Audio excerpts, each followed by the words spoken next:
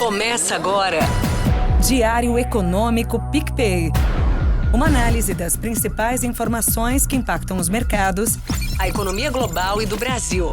Apresentação Marco Caruso. Fala pessoal, bom dia. Hoje é terça, 19 de março e este é o seu Diário Econômico. A semana parece que começou nervosa com a agenda lotada de bancos centrais, mas muito mais se você olhar para o dólar, porque a nossa renda fixa pelo menos ficou no 0 a 0 e a nossa bolsa até ficou atrasada à frente do que a gente viu lá fora, mas também fechou perto do zero. Só que no caso da nossa moeda, por exemplo, o real fechou em 5,03 contra o dólar e acabou perdendo no dia 0,6%. Só que no fundo ela andou em linha com as outras economias pares. É importante dizer isso porque nessas horas que o dólar piora, sai todo mundo caçando explicações e colocando a culpa em alguma história típica brasileira. Só que mais uma vez parece ser muito mais uma história global de dólar forte. Vejam o caso do peso mexicano, por exemplo, que é a moeda queridinha do ano dos investidores, só que perde para o dólar igual o real essa semana. Os investidores têm reduzido a exposição comprada na moeda mexicana, também por conta dessas N reuniões de BCs mundo afora que têm gerado ruído, incluindo a reunião do BC deles na quinta-feira agora, quando a taxa básica pode finalmente começar a cair depois de ter ficado parada desde março do ano passado. Fora isso, lá no México também teve o Trump ameaçando tarifar em 100% os carros fabricados no México por empresas chinesas.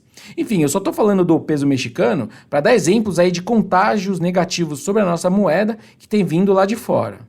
Dito isso, eu queria trazer de qualquer forma dois pontos que são mais domésticos e que pesam negativamente contra os nossos mercados, principalmente na moeda. A primeira é que os grandes fundos locais, os fundos multimercados brasileiros, eles já vinham saindo das posições compradas em real, ou seja, apostando na queda do dólar. Então essa linha de defesa para a nossa moeda já não existe mais. A outra é a piora nos ruídos políticos, por assim dizer. Recentemente a gente viu uma sequência de pesquisas com piora na avaliação do governo federal. Teve Quest, IPEC, teve Atlas, além de um Datafolha aqui em São Paulo.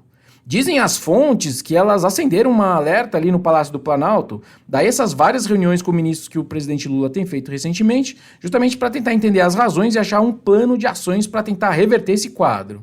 E aí o risco na cabeça do mercado, quando ele vê esse monte de reuniões e tentando caçar as razões para isso tudo, é de que o diagnóstico do governo fosse a economia. Tanto que, coincidência ou não, a condução da Selic voltou a ser motivo de tweets e teve também todas aquelas idas e vindas sobre os dividendos da Petro e a ideia de usar esse dinheiro para mais investimentos. Só que ainda não parece ser o caso, não parece que o governo está pondo a culpa na economia, dado, por exemplo, a força do mercado de trabalho, o aumento real de renda, a inflação de alimentos que já está caindo no atacado. Aliás, esses têm sido os argumentos da Fazenda para dizer que não é a economia que está atrapalhando. Nesse sentido, então, eu achei positivo o presidente Lula ter dito ontem na reunião ministerial que, para ele, na verdade, o que está acontecendo são derrotas, abre aspas, na guerra, na comunicação digital. De qualquer forma, entra no radar aí, então, o risco da popularidade cedendo, postergar ainda mais a busca por algum equilíbrio fiscal nas contas do governo federal. Mudando um pouco de assunto, um risco inflacionário que vai reaparecendo é a diferença de preços dos combustíveis lá fora e aqui dentro. Basicamente no diesel, essa diferença ainda é tranquila, de 5% a 10%, ou seja, o preço daqui, praticado aqui pela Petro, 10% mais ou menos abaixo do preço lá de fora. Só que na gasolina a gente já está falando de 20%, ou seja, teria espaço para a gente subir a gasolina lá na refinaria em 20%.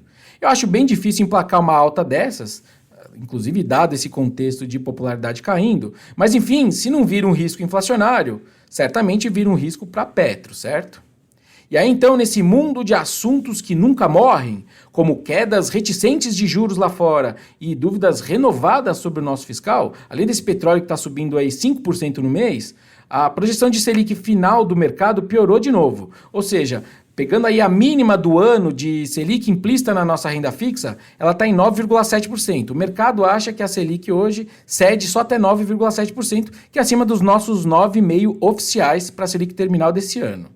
Comparando essa precificação de mercado com o que os outros economistas estimam de caminho para a Selic esse ano, lá no Boletim Focus, por exemplo, a nossa curva pré-fixada então começa a ganhar algum prêmio para daqui 1 a 2 anos à frente. Ou seja, a gente está vendo a curva de mercado ainda mais acima do consenso dos economistas.